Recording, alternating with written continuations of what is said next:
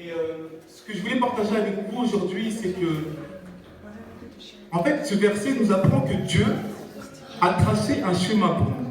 C'est-à-dire qu'il a mis un plan pour notre vie. Amen. Et il désire que nous soyons dans ce plan-là. Amen.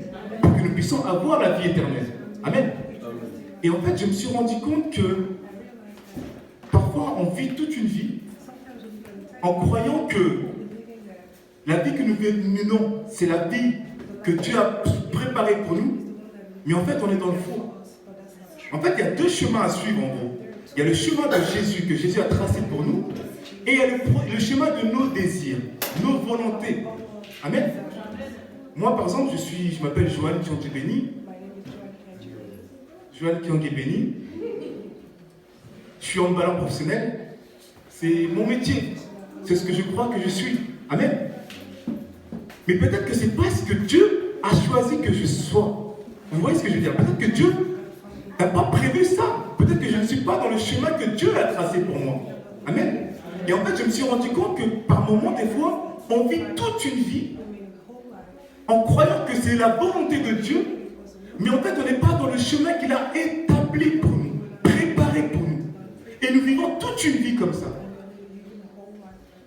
Et même à un moment donné, tu peux te retrouver à 70 ans, être touché par le Saint-Esprit, et te rendre compte en fait que tu n'es pas dans le plan que Dieu avait tracé pour toi. Et en fait, le but de tout chrétien, de toute personne, c'est de savoir, connaître le but pour lequel Dieu nous a fixé. Quel est le chemin que je dois suivre pour atteindre cette vie éternelle? Parce que la vie éternelle est un long cheminement. C'est-à-dire que dans cette vie éternelle, Dieu a fait des projets pour ta vie. Et tu dois suivre ce chemin pour atteindre la vie éternelle. Amen, vous me suivez? Et vraiment, je me suis posé la question. Parce qu'il y a un verset qui m'a troublé. Ce verset, vous le connaissez. Ce verset se trouve dans 2 Corinthiens 5, 17. C'est un verset qu'on connaît tous. Ce verset dit, si quelqu'un est en Christ, il est une nouvelle créature. Les choses anciennes sont passées et voici toutes choses sont devenues nouvelles. Vous connaissez ce verset? Est-ce qu'on peut acclamer la parole de Dieu? Donc, si quelqu'un est en Christ, il est une nouvelle créature. Il est une nouvelle personne. Toutes les choses anciennes sont passées. Par moments, nous croyons que nous sommes chrétiens. Nous sommes chrétiens, mais nous ne voulons pas délaisser les choses anciennes. La Bible dit quand tu es chrétien, si tu as Christ en toi, tu es une nouvelle créature. Donc, il doit y avoir un changement dans ta vie. Peut-être pas un changement physique, mais il doit y avoir un changement spirituel. Il faut que les gens voient le changement qu'il y a dans ta vie. Parce que tu as reçu Christ dans ta vie. Mais nous avons reçu Christ dans nos vies, mais nous ne voulons pas délaisser les choses passées. Les choses anciennes sont toujours là et conduisent nos vies. Pourtant, nous sommes en Christ. Vous voyez ce que je veux dire?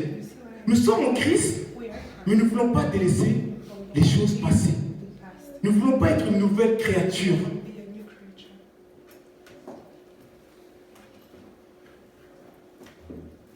Être en Christ, c'est mourir pour Christ. Mais nous voulons être en Christ, mais sans mourir pour Christ. C'est comme si nous voulons être en Christ, mais nous voulons garder notre propre personnalité. Mais Jésus a dit, si tu es en Christ, tu es une nouvelle personne. Ça veut dire que tu ne dois pas chercher à être toi. Tu dois chercher à être Christ. Mais nous voulons être Christ et garder nos choses anciennes. Vous comprenez ça? Dieu est omniprésent. Ça veut dire que Dieu est partout. Omniprésent. Le jour où nous allons comprendre que Dieu est omniprésent, nous serons réellement en paix. Parce que quand tu sais que Dieu est partout où tu es tranquille. Parce que tu sais que Dieu est partout où tu es. Mais nous qui sommes pécheurs, quand on entend que Dieu est omniprésent, on commence à se dire, ah, Dieu est vraiment partout. Donc pendant que je pêche, Dieu il est là aussi. Au lieu de le prendre comme une bénédiction, on se dit, ah. Et des fois, on va pécher, et on va avoir ce réflexe-là de regarder s'il y a quelqu'un qui nous voit en train de pécher ou pas. Vous voyez ce que je veux dire? C'est l'Esprit de Dieu qui est là.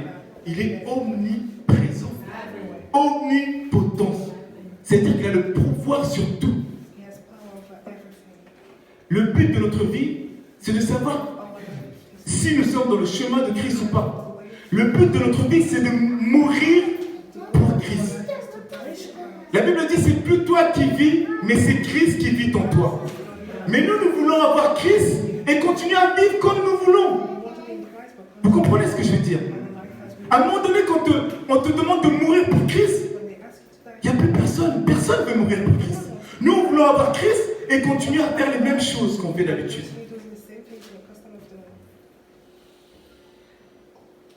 Nous voulons continuer à faire les mêmes choses. Vous savez, dans la Bible, il y a Pierre, Simon Pierre, que vous connaissez. Il s'appelait Simon. Il était pécheur. De père en fils. Son père était pécheur, son arrière-grand-père était pécheur. Donc lui, il pensait qu'il était pécheur. Vous me suivez? Et Simon avait un caractère, il avait un gros caractère. Ça veut dire qu'à un moment donné, quand il partait pêcher et qu'il n'arrivait pas à avoir de poisson, tout le monde entendait Simon qui n'était pas content. Parce qu'il avait un gros caractère, il était colérique. Simon, il pensait que c'était ça, sa vie. Il était pécheur, il allait être pécheur de père en fils, et son fils aussi allait être pécheur. Mais ce n'est pas le plan de Dieu. Dieu n'avait pas prévu ça pour Pierre. Dieu avait prévu que Simon allait s'appeler Pierre. Et c'est cette pierre-là qui va bâtir son église. Et nous, pendant toute une vie, nous vivons en se disant, je suis Joël, je vis ma vie telle que j'ai envie, telle que je le désire, mais sans savoir que Dieu a un plan pour moi. Dieu avait prévu des plans. Il a placé des projets, car j'ai des projets en toi. Des projets de paix, de bonheur. Mais nous vivons notre vie. Parce que nous sommes comme ça. Nous voulons vivre notre vie comme nous avons envie de vivre. Mais Dieu ne t'appelle pas à vivre la vie que tu mènes. Tu dois mourir pour Dieu. Tu te dis chrétien, tu dois mourir pour Dieu. Ce n'est plus toi qui vis, c'est Christ qui vit en toi. Amen. Ce n'est plus toi qui vis, c'est Christ qui vit en toi. Mais nous voulons vivre avec Christ et nous voulons que Christ s'adapte à nous, à nos besoins, notre caractère, notre façon d'être, notre travail, notre emploi du temps. Nous voulons que Christ s'adapte à nous. Mais ce n'est pas comme ça. On doit s'adapter à Christ. On doit s'adapter à Christ. À l'Institut biblique hier, le pasteur Bamba qui nous a enseigné, il nous a dit une chose, il nous a montré un exemple qui m'a bouleversé. Il a dit que l'esprit doit être connecté à quelque chose. Ton esprit doit être connecté à quelque chose. Vous savez, si vous avez un portable, et dans le portable, il y a le Bluetooth. Vous connaissez le Bluetooth? Si à un moment tu actives le Bluetooth, qu'est-ce qu'il va faire le Bluetooth? Il va chercher à connecter sur une source. Il va chercher plein de connexions, il va chercher à se connecter. Amen.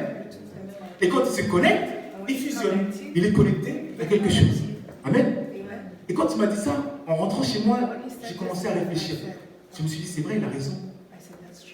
Ton esprit doit être connecté avec l'Esprit de Dieu. Mais à un moment donné, quand tu n'es pas connecté avec l'Esprit de Dieu, tu es connecté à autre chose. Parce que ton esprit est un Bluetooth. Il doit se connecter automatiquement à quelque chose. Il ne peut pas rester seul. Il faut qu'il se connecte. Vous comprenez ce que je veux dire? Et maintenant, si ton esprit n'est pas connecté à Dieu, il est connecté où? Où est-ce qu'il est connecté, ton esprit? À d'autres choses. Et c'est des choses mondaines. Ton esprit est connecté à l'esprit de mensonge, l'esprit de séduction, d'autres esprits qui ne sont pas Dieu. Mais Dieu te demande d'être connecté à son esprit, afin que tu puisses avec son esprit, savoir le but qu'il a mis en toi, afin que tu puisses atteindre la vie éternelle. Et en étant avec son esprit, Dieu te révèle des choses, te montre les tentations, te montre plein de choses, te montre ta vie, ta propre vie. Parce que tu es connecté à l'Esprit de Dieu. Mais vous savez, quand vous êtes connecté à un Bluetooth, par exemple, je prends mon Bluetooth, je suis connecté à la baffe. Une fois que je suis connecté à cette baffe-là, je ne peux pas être connecté à autre chose. C'est comme ça, c'est la vérité ou pas? Je mens. C'est la vérité. Quand tu es connecté à cet ampli, tu ne peux pas te connecter à autre chose. C'est-à-dire qu'à un moment donné, quand tu es connecté à l'esprit de séduction, à l'esprit qui ne sont pas Dieu, ben il n'y a pas Dieu dedans. Dieu n'est pas connecté avec toi. Et tu deviens une proie facile pour le diable. À un moment, tu es connecté ici, il te fait connecter là, il te connecte là, à plein de choses qui ne sont pas dignes de Dieu. Pourquoi? Parce que tu n'es pas connecté à l'Esprit de Dieu. Amen. Là où le péché, Dieu ne demeure pas. Dieu ne demeure pas où il y a le péché. Quand Dieu est dans ton cœur, dans ton esprit, il prend place. Dieu est égoïste. C'est-à-dire qu'à un moment donné, quand tu as des pensées négatives, tu as des pensées de péché, Dieu n'est plus là. Tu es livré à toi-même. Vous comprenez ça? Tu es livré à toi-même. Cherchons à être connectés à l'Esprit de Dieu. En étant connecté à l'Esprit de Dieu, Dieu te révèle des choses dans ta vie. Dieu t'empêche de tomber. Amen. Restons connectés à l'Esprit. C'est vrai que nous aimons notre vie. Nous aimons notre vie. J'aime faire les grasses matinées le matin, le dimanche matin. J'aime ma vie. Mais est-ce que ma vie est en rapport avec Dieu? Est-ce que la façon dont je mène ma vie, mon caractère, la façon dont les gens me voient, est-ce que c'est en rapport avec l'Esprit de Dieu? Quand tu as Christ en toi, tu es une nouvelle créature. Est-ce que les gens de mon entourage voient que je suis une nouvelle personne? Voient qu'il y a l'Esprit de Dieu en moi? Ou voient une personne colérique? Une personne qui ment? Qu'est-ce que les gens voient en moi? Mes frères et mes sœurs, si tu as Christ en toi, les gens autour de toi verront Christ. Les gens qui sont dans ton entourage sont un témoin de ta vie. Les gens qui sont dans ton entourage témoignent ta vie. Parce que ta vie, tu reflètes. Ils voient ce que tu reflètes. Et si à un moment tu reflètes quelque chose où il n'y a pas Christ, ne sois pas étonné. Nous sommes chrétiens, c'est bien, bravo, félicitations. Mais est-ce que vraiment nous avons Christ en nous? Est-ce que vraiment nous marchons avec Christ? Qui est prêt à mourir pour Christ? Qui est prêt à mourir pour Christ? Nous devons tous être prêts à mourir pour Christ. Nous devons rejeter notre vie. Christ est plus important que ta vie. Christ est plus important que ta vie. Christ est plus important que tes désirs. Sois connecté à Christ. Sois connecté à Christ. Vous savez, le pasteur dit souvent connaître son identité. Il le dit souvent. Il a même fait une prédication là-dessus. Connaître son identité. Simon pensait qu'il était Simon. Mais finalement, il était Pierre. Pendant toute sa vie, il était Simon. Sans savoir qu'il était Pierre. Pendant toute ta vie, tu crois que tu es Déborah, Kevin, c'est entier. Sauf que Dieu t'a établi déjà, avait un plan pour toi. Toi, tu vis ta vie, tu fais ce que tu fais. Sauf que tu n'es pas dans la vie que Dieu mène pour toi. Et pour savoir ce que Dieu a prévu pour toi, tu dois être connecté à l'Esprit de Dieu. Tout simplement. Connecté à l'Esprit de Dieu. C'est lui qui te montrera ton chemin. Mais nous passons notre temps à être connectés à la télé, connectés aux réseaux, connectés à tout ce qui se passe dans le monde. Mais la Bible dit qui est le prince de ce monde? Qui est le prince de ce monde? Qui est le prince de ce monde? c'est le diable, le prince de ce monde. He's the devil. La parole de Dieu dit que le prince de ce monde, c'est le diable. Jésus, quand il est venu sur terre, il s'est fait Dieu, homme, pour être sur terre. Amen. Il est venu dans le système. Vous savez pourquoi il a fait ça? Il aurait pu le faire au ciel. Mais non, il a fallu qu'il soit chair pour nous montrer que c'est possible. À chaque fois, on a l'impression que non, Jésus, Dieu, c'est Dieu. Il s'est fait chair, il était avec des pécheurs, il était dans le monde, il a connu le rejet, il a connu tout ça pour nous montrer que c'est possible. C'est possible. Ce n'est pas donné à quelqu'un de plus fort que toi. C'est possible pour toi aussi. Tu es capable de le faire. Tu dois choisir être connecté à l'esprit ou être connecté au système. Mais le système, le prince de la mort qui est diable, le diable, comme je disais à ma femme, quand je conduisais, on allait à l'église, le diable connaît déjà sa direction. Il connaît son but. Il a été jugé coupable. Il connaît sa fin. Mais vu qu'il ne veut pas mourir tout seul, il a mis en place un système pour toucher les gens, afin que ces gens-là viennent avec lui, meurent avec lui. Parce qu'il est égoïste. Il ne veut pas aller en enfer seul. Et il dirige tous les systèmes qu'on voit. Tout ça, c'est lui qui met ça en place. Il met des pièges. Pouf, un petit piège. Hein. Tout ça, il le met pour nous piéger. Et toi, tu tombes. Des fois, tu te relèves. Paf, il se relève, il est fort. Paf, un autre piège. Et tu tombes. Tu tombes, tu tombes, tu tombes. Il veut notre perte. Mais si tu es connecté à l'Esprit de Dieu, l'Esprit de Dieu te révèle tous les ruses du diable. Tous les ruses du diable, il te le révèle. Parce que tu es connecté à l'Esprit de Dieu, à l'essentiel. Amen. Soyez bénis. Soyez connectés à l'Esprit de Dieu. Vous savez, en ce moment, nous sommes dans une prière intense. Nous prions tous les jours, du lundi au jeudi. Le vendredi, nous avons la prière d'intercession. Il n'y a que le samedi où on ne prie pas. Et le dimanche, on prie à l'église. Et mon message ce matin, c'était qu'est-ce qui inspire ta prière? Mon frère, si tu peux rapidement mettre Actes chapitre 12, verset 1. Qu'est-ce qui inspire ta prière? Afin que ta prière soit efficace. Amen. Nous avons compris que nous devons être en esprit, connectés à l'esprit. Pas connectés au système, mais connectés à l'esprit. Afin que l'esprit puisse nous montrer notre chemin. Afin que nous puissions être dans le chemin que Dieu a tracé pour nous. Parce que Dieu a prévu la vie éternelle pour nous. Nous sommes glorieux. Nous sommes chanceux. Nous avons la vie éternelle qui est prévue pour nous. Actes chapitre 12. Verset 1. Et on a parlé de Pierre. Je voulais juste vous montrer pourquoi vos prières par moment ne se réalisent pas. Parce que vous savez, à un moment donné, quand on était en train de prier, j'ai dit au pasteur, pasteur, parce que le pasteur avait prêché, il avait dit que beaucoup d'églises sont attaquées. Et nous pouvons voir que notre église aussi est attaquée. Ce n'est pas que notre église.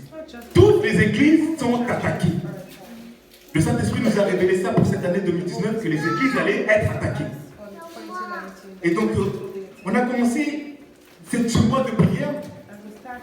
Et j'ai ressenti vraiment que, je ne sais pas pour vous, pour ceux qui étaient là, j'ai ressenti vraiment que non, l'Esprit de Dieu est en train d'agir.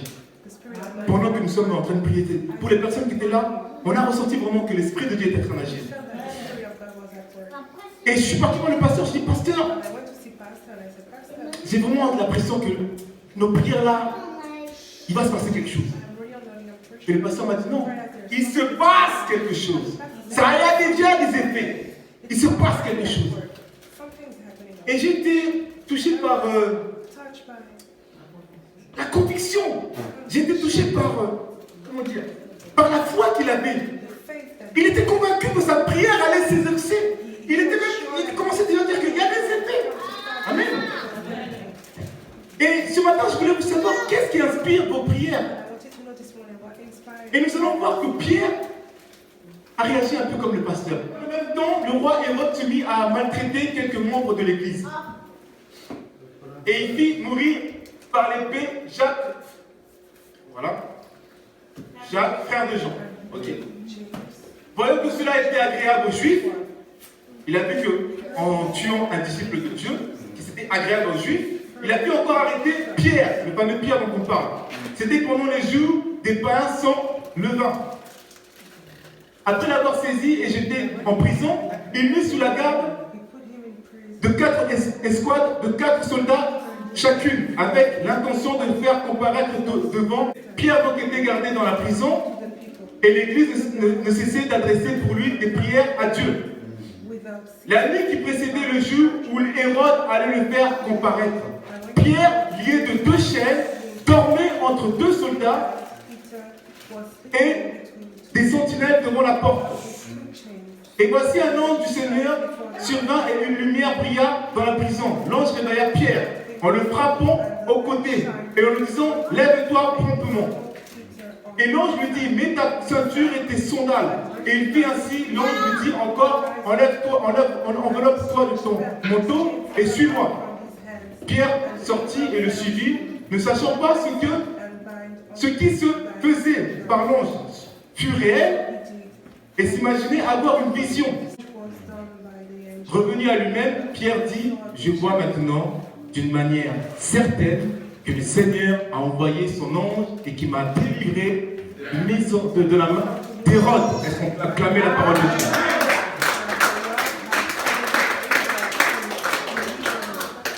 Est-ce que tu peux remettre le verset 6, s'il te plaît? Donc, nous connaissons cette histoire. Nous connaissons cette histoire et je voulais juste vous montrer l'attitude de Pierre. Le verset 6.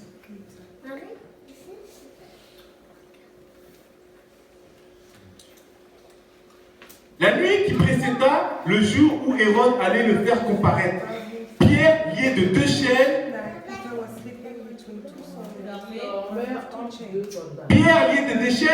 dormait entre 2 soldats.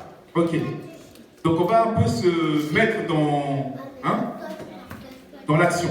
Donc Pierre était arrêté par le roi Hérode. Les soldats étaient là. Et la nuit précédait le jour où Hérode allait le faire tuer. Donc Pierre dormait. Amen. Donc Pierre, qui allait mourir le lendemain, dormait. Donc on peut imaginer que Pierre, avant de dormir, a prié. Il a prié et il a dormi. Donc toi maintenant, tu sais que demain, tu vas mourir. On va te tuer demain. Est-ce que tu vas dormir? Est-ce que tu vas dormir? Donc moi, si je sais qu'on va me tuer demain, donc je vais prier jusqu'à lendemain sans dormir. Je vais prier, mon Dieu, je ne peux pas mourir, j'ai des enfants, tu vas prier. Lui, il a prié, peut-être, je suppose qu'il a prié, mais il était tellement convaincu que Dieu allait exaucer. Il s'est mis à dormir, il dormit tranquille, paisiblement. Et vous allez voir le verset 7, c'est incroyable parce que la Bible est incroyable. Parce que regardez comment il nous précise. Et voici un ange du Seigneur survint et une lumière brilla dans la prison. L'ange réveilla Pierre en le... Donc en fait, non seulement le gars il dort, non seulement Pierre dort, l'ange vient, il dort tellement que l'ange est obligé de le... C'est incroyable. Donc il sait qu'il va mourir le lendemain. Donc il ne dort pas. Il dort vraiment, mais il dort. Profondément, il dort. L'ange vient, il est obligé de le taper pour dire hey, réveille-toi. Non, c'est fort. Non, c'est fort. Ça aurait été nous. On aurait peut-être déjà en train de pleurer. On pleure. Seigneur, Seigneur, ci, Seigneur, ça. Je voulais vous montrer ça parce que c'est pour ça que nos prières ne sont pas exaucées. C'est pour ça que nos prières ne sont pas exaucées. Qu'est-ce qui inspire ta prière? Est-ce l'inquiétude ou est-ce l'Esprit de Dieu? Si c'est l'inquiétude qui inspire ta prière, ton inquiétude va prendre place, va dominer ta prière.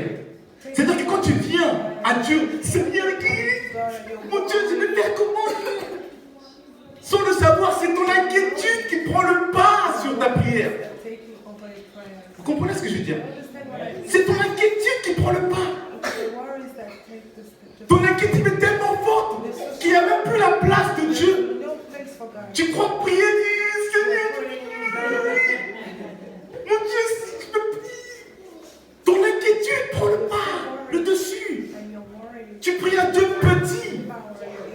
Tu cries à Dieu petit. Mais quand tu pries, Seigneur Jésus, aide-moi. Seigneur, aide-moi.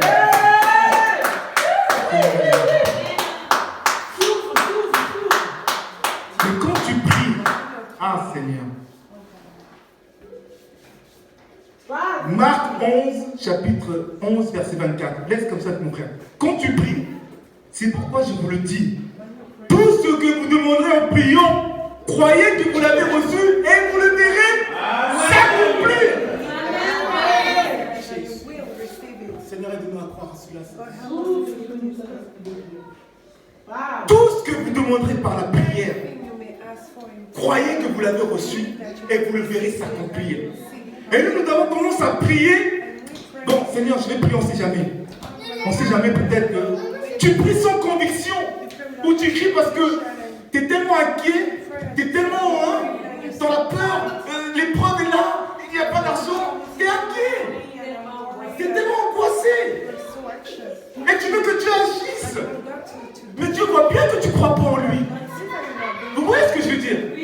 Mais si tu pries et que tu es convaincu que ce que tu as prié va s'exaucer, ça va s'accomplir.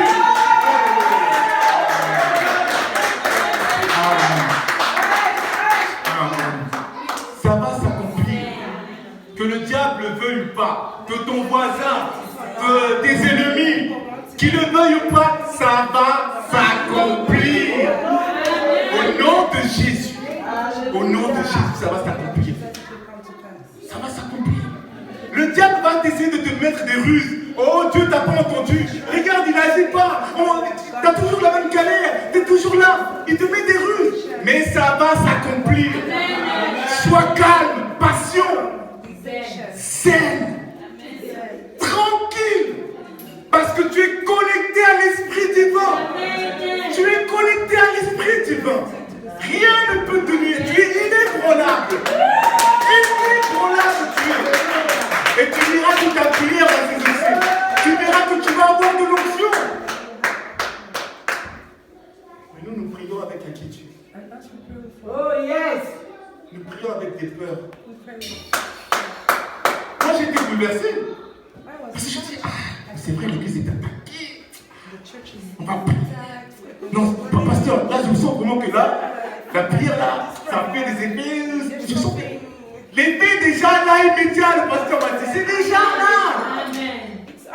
Ne crois pas que ça peut se réaliser. Ça s'est réalisé. Tout ce que tu demandes à Dieu, sois convaincu qu'il a fait. Et tu verras se manifester. Parce que la parole de Dieu, quand tu déclares quelque chose, tu déclares mon esprit. Mais quand tu es convaincu, l'esprit peut devenir chair.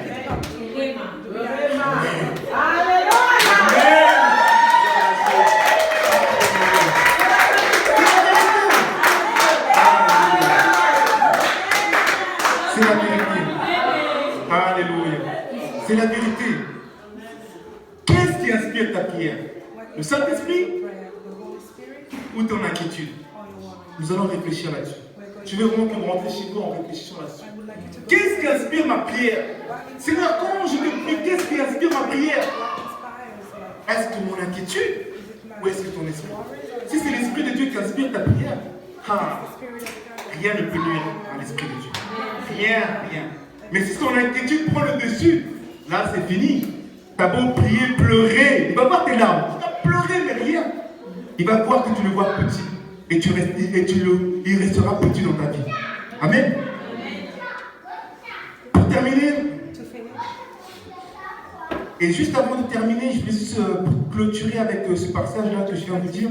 Dans Éphésiens 4:6, la Bible dit, ne vous inquiétez de rien, mais en toute chose, faites connaître vos besoins à Dieu par des prières et des supplications. Donc en fait, ce verset veut dire que ne t'inquiète de rien, mais tu dois faire connaître tes besoins. Ça veut dire que faut vraiment essayer de réfléchir, on va avoir la profondeur. Tu dois t'inquiéter de rien, mais tu dois faire connaître quand même tes besoins. Vous comprenez? Je ne veux pas dire que tu ne dois pas pleurer à Dieu, tu ne dois pas dire à Dieu ce que tes besoins. Tu dois t'inquiéter de rien et faire connaître tes besoins. Vous voyez ce que je veux dire? Ça veut dire que tu fais connaître tes besoins sans inquiétude. C'est pas facile à faire. Non, pasteur, c'est Philippiens 4:6. Non, mais je voyais que tu veux noter.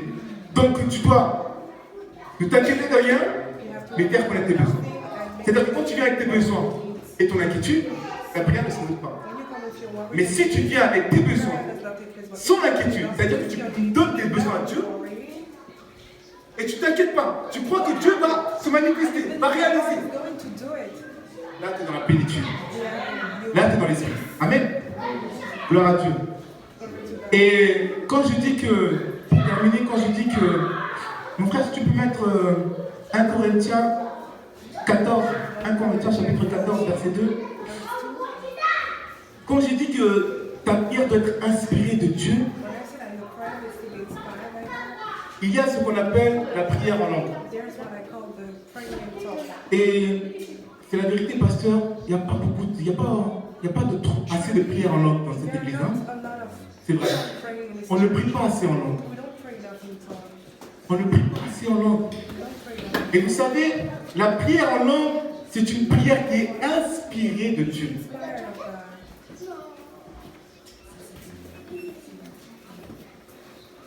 La prière en langue, c'est une prière. Comment vous faire comprendre ça? Dieu a dit, quand vous priez, dites notre Père qui est aux cieux, que ton nom soit sanctifié, que ta volonté vienne. Quand tu pries en esprit, tu ne fais pas la volonté de tes désirs charnels, mais tu fais la volonté de Dieu pour ta vie. C'est pas pareil. Parce que quand tu pries, pas en esprit, tu pries pour tes besoins. Toi, tu as l'impression que ces besoins-là sont importants. Or, ce n'est pas important. Mais quand tu pries en esprit, tu pries pour que la volonté de Dieu pour ta vie se manifeste. Vous comprenez ce que je veux dire ou pas? Vous comprenez, vous me suivez? C'est ça l'esprit, prier en esprit. C'est-à-dire que quand tu pries en esprit, des fois, tu ne sais même pas ce que tu dis. Mais ce que tu dis, tu proclames des bénédictions pour ta vie. Mais des bénédictions qui viennent de Dieu maintenant. Pas de ta chair, mais qui viennent de Dieu. Amen. C'est sûr, quand tu pries, tu dis, je ne sais pas, je vous donne un exemple, tu pries, tu dis, Seigneur, est-ce que ce garçon, c'est le bon pour moi et je dois me marier avec lui? Et l'esprit te fait prier autre chose. Vous comprenez ce que je veux dire? Et c'est ça la prière en esprit. Et nous ne prions pas assez en esprit. Parce que quand on prie en esprit, on est sûr qu'il n'y a pas d'une sorte d'inquiétude. Il n'y a pas d'inquiétude. Tu t'es connecté à Dieu directement. Tu pries en esprit. Et c'est l'esprit qui guide ta prière. Amen. Corinthiens 14. 2, je crois que c'est 2. Hein. Je veux confirmer. Oui, c'est 2, mon frère. En effet, celui qui parle en langue ne parle pas aux hommes, mais à Dieu. Car personne ne le comprend, et c'est en esprit qu'il dit des mystères. Des mystères pour qui? Des mystères pour ta vie. En effet, celui qui parle en langue ne parle pas aux hommes. Parce que nous, des fois, quand on prie, on veut que tout le monde entende pour voir que non, je prie bien. Non. Là, quand tu pries en esprit, tu ne pries plus pour les hommes, pour les gens, mais tu pries directement à Dieu. Parce que tu es connecté à l'Esprit de Dieu. Et l'Esprit de Dieu te fait parler. Il tourne la sixième pour et là, tu déclares des mystères pour ta vie. Vous comprenez? Pour ta vie. Mais il n'y a pas assez de prières prière en langue. There's not enough prayer. En fait, on a l'impression que si on prie en langue, les gens vont dire mais qu'est-ce qu'il fait? Il prie bizarre, lui. Non, c'est vrai. Des fois, on a peur de prier en langue. Mais il faut prier en langue. Parce que nous déclarons des mystères dans notre vie. Et nous prions directement à Dieu. Nous ne sommes pas là à prier pour montrer qu'on sait prier. Non, on prie directement à Dieu. En esprit. Maintenant, ceux qui n'ont pas encore le baptême du Saint-Esprit pour le parler en langue, il faut le désirer. Il faut désirer parler en langue. Et vous voyez, le parler en langue, comment vous faire comprendre ça? Le parler en langue, ça veut dire que si toi, tu ne fais pas un pas, tu ne vas jamais parler en langue. Il y a beaucoup de gens qui se disent, bon, je vais prier un jour, paf, je vais parler en langue. Non, ça ne marchera pas comme ça. Le parler en langue, il faut que tu fasses un pas. Tu montres à Dieu, je veux parler en langue. Et là, Dieu fait le reste. Tu parles en langue. Ça veut dire que nous devons un peu plus parler en langue, prier en langue. Quand tu pries et que tu sens que tu es dans l'esprit, lâche une phrase, lâche un mot, peu importe le mot, dis n'importe quel mot, dis un mot, montre à Dieu que tu veux et Dieu fera le reste. Ne calcule pas, dis quelque chose, essaye. Tu vois que tu es en esprit, tu pries, tu vois que vraiment que Dieu est là. Tu dis un mot, juste un mot, et laisse le Saint-Esprit faire. Et tu verras que tu seras surpris. Dans le nom de Jésus, tu seras surpris. Nous devons davantage prier en langue, s'il vous plaît. Quand nous sommes dans un moment de prière, déclarez des paroles en langue. Déclarez. Parce que l'Esprit est là. L'Esprit agit dans le mystère. Amen. Au nom de Jésus. Au nom de Jésus. Qu'est-ce qui inspire ta prière? Ton inquiétude ou l'Esprit de Dieu? Pour terminer, j'aimerais qu'on se lève tous et que nous sortons notre Bluetooth qui est l'Esprit et nous allons tous ensemble connecter à l'Esprit de Dieu. Et pendant que tu vas être connecté à l'Esprit de Dieu, je vais vous demander de vous lever s'il vous plaît. Et pendant que tu vas être connecté à l'Esprit de Dieu, tu vas réellement le prier. Tu vas dire, Seigneur, aide-moi à être davantage connecté à toi. J'ai compris aujourd'hui que quand je ne suis pas connecté à toi, je suis connecté à d'autres esprits de ce monde. Mais aide-moi, Seigneur, à toujours être connecté à ton esprit, afin de savoir ce que tu attends pour moi, ce que tu as mis comme projet dans ma vie. Seigneur, ce matin, je vais être réellement connecté à toi. Je vais délaisser mes désirs. Je veux mourir pour toi. Je ne veux plus vivre, mais je veux que tu vives en moi. Je veux que tu vives en moi. Et Seigneur, toutes mes prières qui sont remplies d'inquiétude, je vais délaisser ces prières d'inquiétude. Je veux réellement te prier et croire que ma prière va s'accomplir. Et je vais voir ma prière s'accomplir et je serai un témoin pour les autres. Je vais témoigner du changement qu'il y a dans ma vie. Parce que tu as dit, ceux qui sont en Christ sont une nouvelle créature. Tout